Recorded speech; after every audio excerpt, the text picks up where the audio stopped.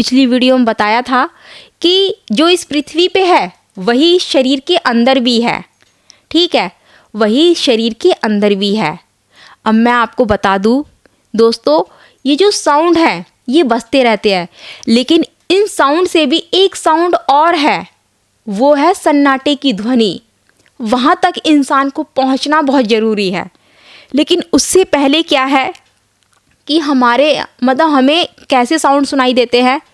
पहली बात तो ये कि झिंगुर की आवाज़ जब इंसान सुनता है तो उसके अंदर क्या है, एक प्रकार का आलस पैदा होता है। कहने का मतलब ये है कि जब आलस पैदा होगा तो वो मेडिटेशन नहीं कर सकता, और जब वो मेडिटेशन नहीं करेगा तो आगे कैसे बढ़ेगा। अब दोस्तों, ये जो झिंगुर की आवाज़ है, इस झिंगुर की आवाज़ के पीछे ही एक आवाज़ और छिपी पड़ी है, चिड़िया की आवाज़। ध्यान से सुनते जाना दोस्तों, चिड़िया की आवाज़। अब दोस्तों, इस चिड़िया की आवाज़ के पीछे एक आवाज़ और भी है, घंटी की आवाज़।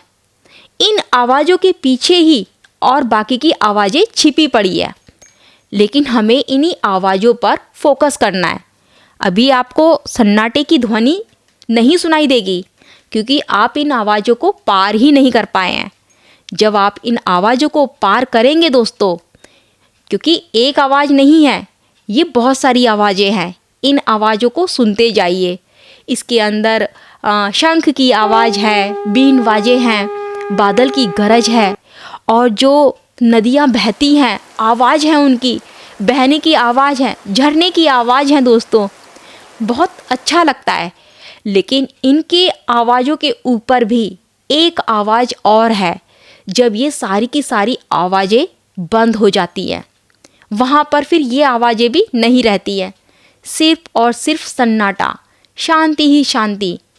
कहते हैं कि परमात्मा की आवाज़ हमें सुनाई नहीं देती है। परमात्मा की आवाज़ सुनाई कैसे देगी, क्योंकि पहले ही इतना शोर शराबा है। सबसे बड़ा शोर शराबा तो तुम्हारा है कि तुमने इतनी डिमांडें उनके सामने रख रखी है, तो उसकी आवाज़ क्या तुम्हें सुनाई देगी।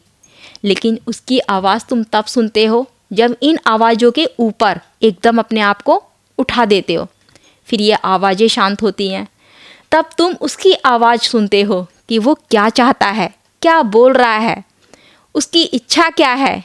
फिर तुम उसकी इच्छा पर चलना शुरू करते हो। फिर दोस्तों, फिर ज़िंदगी में वही होता है जो तुम चाहते हो। अब आपने पहले ही उनके सामने ऐसी डिमांड रख दी कि भगवान मेरे को ये दे दो, मुझे वो दे दो, इतनी सारी डिमांडें। तो दोस्तों, आप उसका तो कुछ पूछा नहीं, आपने अपनी डिमांडें रख दी हैं, फिर आप भगवान से बोलते हो कि मेरी इच्छा पूरी नहीं हुई है। दोस्तों, कैसे इच्छा पूरी होगी। भगवान से आप जब जाते हो, मांगने जाते हो, उनसे उनका हालचाल नहीं पूछते कि वो कैसे हैं। अपने आप को उस शांति में उतार के देखो, उस शून्यता में उतार के देखो, उस सन्नाटे की आवाज़ को सुनो दोस्तों, जहाँ ये सारी की सारी आवाज़ें बंद होती हैं। बड़ा आनंद आएगा दोस्तों। लेकिन उन आवाज़ों तक पहुँचने के लिए, जो सन्नाटे की आवाज़ है, उस सन्नाटे की आवाज़ तक पहुँचने के लिए जो मैंने आपको बताया कि हमारे शरीर में बहुत सारे ऐसे चेंजेस आपको होते नज़र आएंगे, बहुत सारे अनुभव होंगे, बहुत सारा पेन होगा।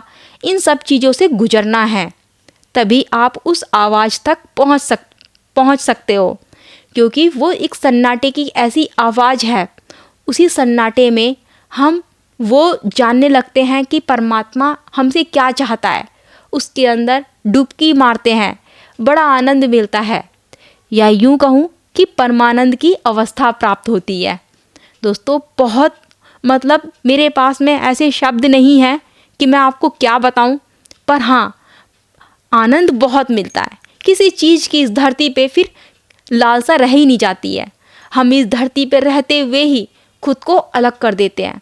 जो भी कुछ जो हम जीते हैं दोस्तों, हम कुछ कर रहे हैं किसी के लिए, अपने बच्चों के लिए, फैमिली के लिए, सिर्फ एक ड्यूटी समझ के करते हैं। हम उससे टच में नहीं रहते हैं, अटैचमेंट नहीं होती है। अब एक बात बताइए दोस्तों, जो कोई अपने कर्म कर रहा है, फिर तो जितने भी कर्म होंगे वो धर्मयुक्त ही कर्म होंगे। वो कभी किसी का बुरा नहीं कर सकता। वो हर किसी के अंदर वही देखता है जो वो उसके अंदर है।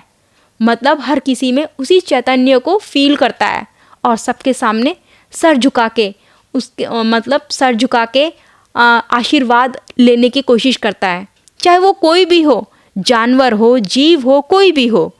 दोस्तों, आप इन साउंडों को सुनो, उस सन्नाटे की आवाज़ तक पहुँचो